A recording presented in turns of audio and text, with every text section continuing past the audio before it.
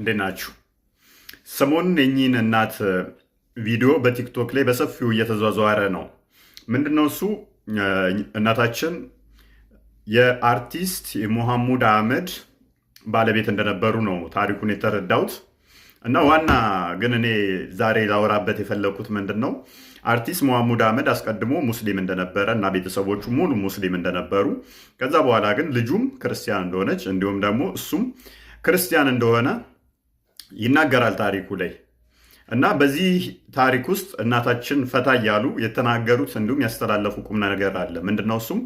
አርቲስት ሙሐሙድ አህመድ ያው ታዋቂ ነው። ወደ ክርስትናው ሲመጣ ኢትዮጵያዊ ባለሀብት በጣም ታዋቂ የሆነ ይታወቃል ማን እንደሆነ፣ ሙስሊም የሆነው ማለት ነው።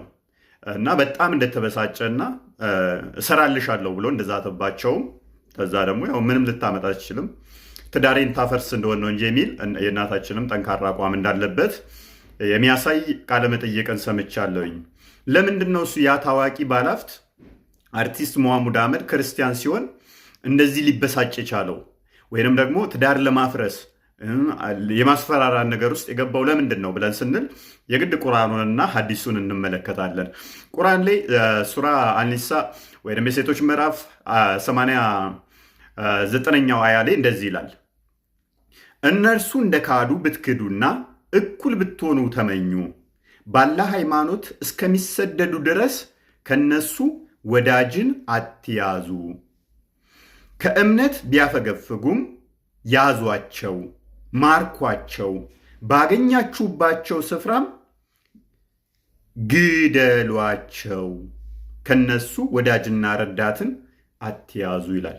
እንግዲህ በጣም ታዋቂ ባለሀብት የተባለው የአርቲስት ሙሐሙድ አህመድ የቅርብ ጓደኛው እንደሚሆን ግልጽ ነው። ምክንያቱም አርቲስት ሙሐሙድ አህመድ በጣም ተወዳጅ ነው፣ ታዋቂ አርቲስት ነው። ስለዚህ ቁርአኑ ምን ብሎ ያዘዋል? ወዳጅ ረዳት አድርገህ አትያዝ ይለዋል። ከሃይማኖት ካፈገፈገ ክበበው፣ ያዘው፣ ግደለው ይለዋል። ቁርአኑ ነው ያዘዘው፣ አላህ ነው ያዘዘኝ ብሎ ሲመራ ይህንን ክፍል ሲያገኘው የግዴታ በቃ ህጉን ለመተግበር ይሄ ሴጣናዊ የሆነ ህግን ለመተግበር ተፍተፍ ማለቱ አይቀርም። ይሄ ብቻ አይደለም። ሱራ አልተውባ አያ 5 ላይ እንደዚህ ይላል። 5ኛው አያ ላይ የተከበሩ ወሮች ባለቁ ጊዜ አጋሪዎችን ባገኛችሁባቸው ስፍራ ግደሏቸው። ምን በሏቸው? ግደሏቸው።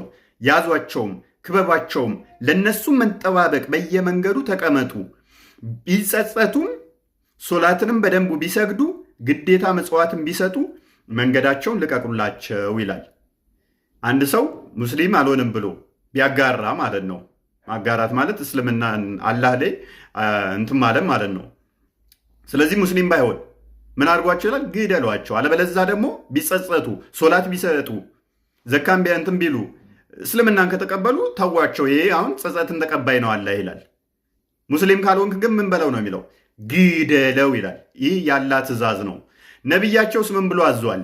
በተመሳሳይ ሱነን አልናሳኢ 4059 ላይ እንደዚህ ይላል ነቢያቸው ደግሞ ኢብን አባስ ሰይድ ኢብን አባስ እንደተረከው ወይንም እንዳለው the messenger of Allah said ያላ መልእክተኛ እንደዚህ አለ፣ whoever changes his religion kill him። ማንኛውም ሰው ሃይማኖቱን ከቀየረ ግደለው። ይሄ ማን ነው ያዘዘው? ነቢያቸው ነው ያዘዘው። እንዲሁም ሱነን አልናሳኢ 4060 ላይም እንደዚህ ይላል It was narrated from Ikram እንደተረከው some people apostatized after accepting Islam and Ali burned them with fire። የተወሰኑ ሰዎች እስልምናን ከተቀበሉ በኋላ ካዱ። ከዛ አሊ አቃጠላቸው በሳት። ኢብን አባስ እንደዚህ አለ። ከዛ if it had been me I would not have burned them። እኔ ብሆን ኖሮ አለ ኢብን አባስ አላቃጥላቸውም ነበረ። እኔ ብሆን ምን አላደርጋቸውም? አላቃጥላቸውም ነበር። the messenger of Allah said ያላ መልእክተኛ እንዲህ ብሏል፣ no one should be punished with the punishment of Allah። ማንም ሰው ባላህ ቅጣት መቀጣት የለበትም ብሏል። ወይንም መቀጣት if it had been me እኔ ብሆን ኖሮ ግን አለ I would have killed them እገድላቸው ነበር አለ።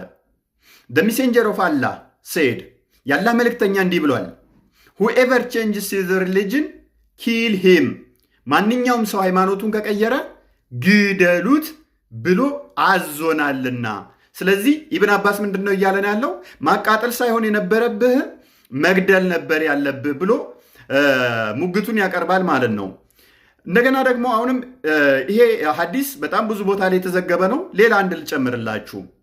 ይሄኛው ሐዲስ ደግሞ እንደምትመለከቱት ሱናን አልናሳኢ 4066 ላይ የሚገኝ ነው። ምንድነው ሲሆነው የመን ተነቢዩ ተልኮ ይሄዳል።